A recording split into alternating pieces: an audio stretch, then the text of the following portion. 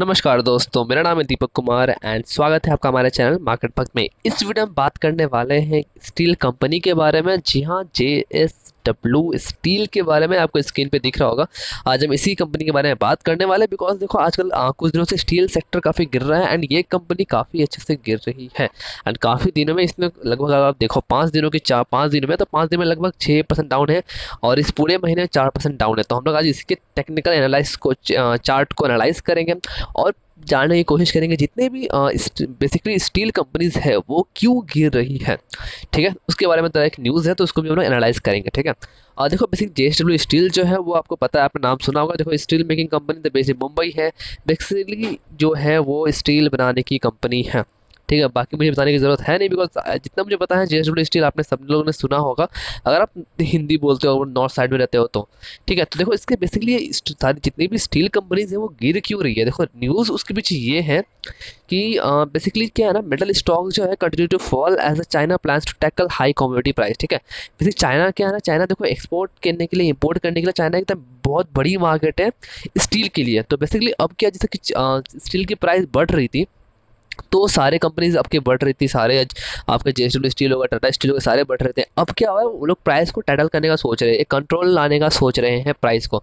तो इसकी वजह से क्या हुआ, पूरा का पूरा निफ्टी मेटल गिरा है एंड उसमें से आपका बोलो तो हिंडाल्को हो गया, हिंदुस्तान जिंक हो गया, जिंदाल स्टील हो गया, कोल हो गया और अभी आपका JSW स्टील, ये सारे स्टील कंपनीज गिर रही हैं। बट ये न्यूज़ कुछ दिन पहले भी आया था, अराउंड 1 महीने पहले ऐसा कुछ आया था चाइना को लेकर, बट उसके बाद मार्केट थोड़ी सी करेक्ट हुई और उसके बाद सारे स्टॉक फिर से दोबारा से बढ़ गए।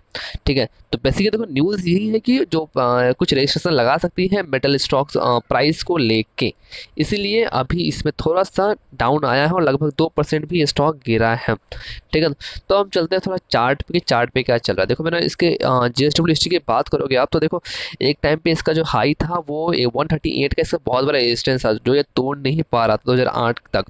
तो 2014 में इसने फिर नहीं तोड़ा, बट हाँ 2016 में इसने तोड़ के ऊपर गया, इसने हाई मारी लगभग 427 रुपये की। उसके बाद ये गिर के कोविड के टाइम पे इसने लो बना दिया 136 रुपये का। उसके बाद से जो इसमें जो तेज़ी आई है वो बहुत ही दबा के आई है, आप देख भी रहे हो। उसके बाद सारी जितनी भी कंपनीज में अच्छी तेज़ी आई है, इससे भी अच्छी तेज़ी आई है। ठीक है, तो यहाँ पे एक रेजिस्टेंस है इसका जो 430 के लेवल का था, उसने इसको अच्छा खासा ब्रेकआउट दिया और उसके बाद ऊपर जाके इसने ऑल टाइम हाई 773 का इसने हाई भी मारा। ठीक है, एक बार चलते हैं इसके वीकली चार्ट पे। तो वीकली चार्ट पे इसने ब्रेकआउट दिया है, बट हाँ इसका एक यहाँ पे एक सपोर्ट था जो आज ब्रेक हो गया, बट एक सपोर्ट था 671.90 का और आज इसने 656 का इसने लो बना दिया। एक बार आपको डेली चार्ट पे लेके चलता हूँ, हाँ आपको यहाँ पे दिख रहा होगा। ठीक है, तो इसने यहाँ पे इसको तोड़ दिया है। अब देखो यहाँ पे मुझे इसका स्ट्रॉन्ग सपोर्ट मुझे दिखता है, हालांकि जो स्टॉक नीचे गिर रहा है मुझे इसका एक सपोर्ट हो सकता है कि स्टॉक इस लेवल से एक बार मे भी अगर तेजी, अगर मंदी और भी जारी रही तो स्टॉक यहाँ से एक सपोर्ट लेके बाउंस बैक कर सकता है, जो कि लेवल है अराउंड 595 600 का लेवल जो है अराउंड। अगर अगर जितने भी मान लो कि JSW स्टील में और गिरावट होती है तो जितना मुझे लगता है कि 600 के लेवल में हो सकता है या कुछ दिन तक जिस तरह से यहाँ पे एक कंसोलिडेट बना है, मैं आपको दिखाता हूँ अराउंड इस लेवल जो कंसोलिडेट बना है, मे बी वो कुछ दिन तक यहाँ पे वो स्टॉक, इस जगह पे वो स्टॉक कुछ दिन तक कंसोलिडेट करने के बाद फिर उसके बाद ऊपर जाए। ठीक है, बट हाँ 600 तक स्टॉक आ सकता है मे बी, अगर आप आपके पास पोजीशन बना के रखी है। ठीक है, तो आप इसको आराम से होल्ड करो फिलहाल, बिकॉज अभी स्टील सेक्टर में भी मतलब अभी इसको और भी ऊपर जाने की अपॉर्चुनिटी बढ़ रही है। तो इसको आप, अगर आपके पास पोजीशन है तो इसको आप आराम से होल्ड करो। अगर इसको आप आराम से अगर बोला जाए तो आप 600 का भी स्टॉप लॉस लगा के इसको आप होल्ड कर सकते हो। 600 के बीच में आप देख करो कि थोड़ा सा वेट करो, अगर 600 के नीचे जाए तभी आप बेचो, अराउंड 570 580 आए तब आप इसको सेल कर सकते हो अपने पोजीशन को, बट उसके नीचे जाना बहुत ही कम है। अदरवाइज फ्रेश पोजीशन के लिए आप अभी थोड़ा वेट करो, मे बी ये अभी और गिर सकता है। अगर मान लो ये अगर आज का जो इसका लो है 656, अगर ये नेक्स्ट वीक में अगर 656 का लो तोड़ता है तो स्टॉक अभी काफ़ी नीचे आ सकता है, तब स्टॉक आपको 600 के प्राइस में दिख भी सकता है। तो आप उस समय थोड़ा सा पोजीशन आप चेक कर सकते हो, बट उस समय आप तो हम लोग चेक करेंगे उस अपडेट वाली वीडियो में, हम बता देंगे कि उसमें क्या करना है। बट फिलहाल के लिए इसमें पोजीशन अगर आपकी है तो 600 रुपये के स्टॉप के साथ इसको आप होल्ड कर सकते हो। मे बी ये यहाँ से एक बाउंस बैक लेके ये ऊपर जा सकता है जिस तरह से इस स्टॉक ने यहाँ पे लिया था। ठीक है। एक बार इसका मूविंग एवरेजेस भी चेक करते हैं। तो देखो मूविंग एवरेजेस की बात करें तो इस स्टॉक ने अपने 20 दिनों की मूविंग एवरेज को तोड़ दिया, 50 दिनों को भी ब्रेक कर दिया और 100 दिन की मूविंग एवरेज 550 का भी आ रहा है। तो मुश्किल है तोड़ना, बट हाँ एक रेंज जो है वो रेंज को इसने ब्रेक कर दिया, अपने 100 दिनों की मूविंग एवरेजेस को भी इसने तोड़ दिया है जो कि 687 की थी।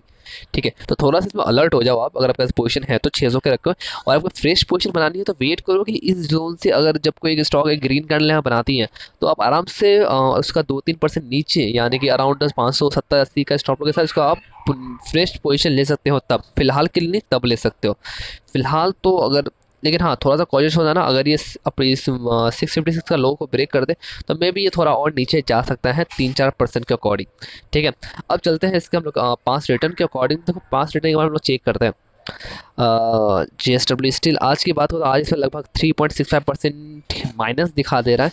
एक वीक की बात करूं तो एक वीक में जो स्टॉक है वो -8% तक दिखाई दे रहा है। अगर एक महीने की बात करूं तो एक महीने में -6% डाउन है, 6.45%।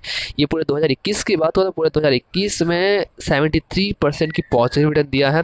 और एक साल की बात करूं तो एक साल में 246.92% के पॉजिटिव रिटर्न दिए हैं।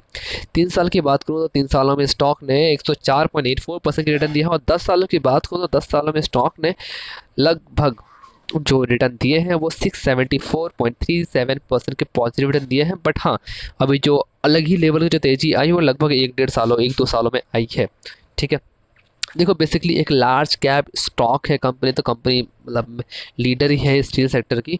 तो कंपनी का बैकग्राउंड वगैरह सारा अच्छा है। अगर हम उसका चेक करते हैं year two year quarter result के बारे में, देखो क्वार्टर नेट सेल्स की बात हो, नेट सेल्स लगभग 23% तक बढ़ा है। ऑपरेटिंग प्रॉफिट अदर इनकम भी 41.94% तक बढ़ा है, दैट्स गुड।